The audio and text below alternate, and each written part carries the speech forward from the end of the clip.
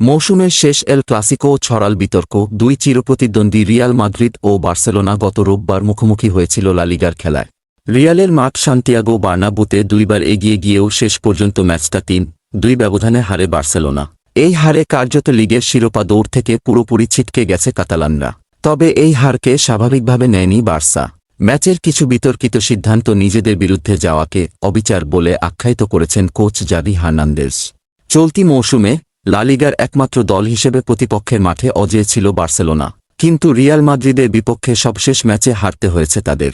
অথচ ম্যাচের ৬ মিনিটেই আন্দ্রেয়াস ক্রিস্টেনসেনের গোলে এগিয়ে গিয়েছিল কাতালানরা।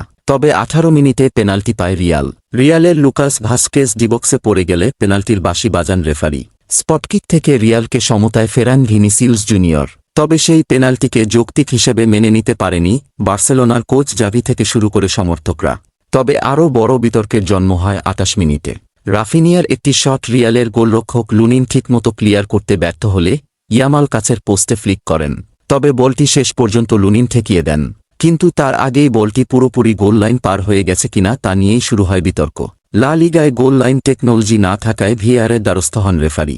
টেলিভিশনে ক্যামেরার বিভিন্ন অ্যাঙ্গেল দেখে জানানো হয় গোল হয়নি। তবে কাতালান শিবিরের দাবি, বলও পুরোপুরিভাবেই রিয়ালের গোল লাইন পার হয়েছিল। এই দাবি থেকে এখনও সরে আসেনি তারা। এমনকি বার্সেলোনার প্রেসিডেন্ট হুয়ান ল্যাপোর্তা তো এই ম্যাচটি পুনরায় আয়োজনের দাবিও জানিয়েছেন। লামিনে ইয়ামালের সেই ফ্রিক গোল লাইন অতিক্রম করেছিল কিনা তা নিয়ে বলতে গেলে ফুটবল বিশ্ব এখন দুই শিবিরে বিভক্ত। এদিকে ফরাসি টেলিভিশন চ্যানেল ক্যানাল প্লাস ও কাতারের বিইন স্পোর্টস আরাবিয়া প্রযুক্তির ব্যবহার করে গোলটি নাকচ করে দিয়েছে।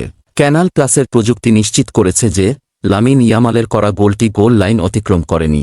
অন্যদিকে বিইন স্পোর্টস আরাবিয়া ৩টি ভিন্ন অ্যাঙ্গেল থেকে 3D রিঅ্যাকশন বিশ্লেষণ করে তাদের সিদ্ধান্ত জানায়।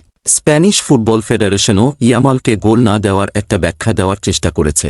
সেই ব্যাখ্যা অবশ্য কোনো মন্তব্য বা বিবৃতির মাধ্যমে দেয়নি তারা। ভিএআরের অডিও প্রকাশ করে বোঝাতে চেয়েছে কেন গোলটি দেওয়া হয়নি। এফএ প্রকাশিত সেই অডিওতে ভিএআর রেফারি সানচেজ মার্তিনেজ মাঠের রেফারি সোতোগার্দোকে বলছিলেন, বলো যে পুরোপুরি ভেতরে ঢুকেছে, এর কোনো প্রমাণ নেই।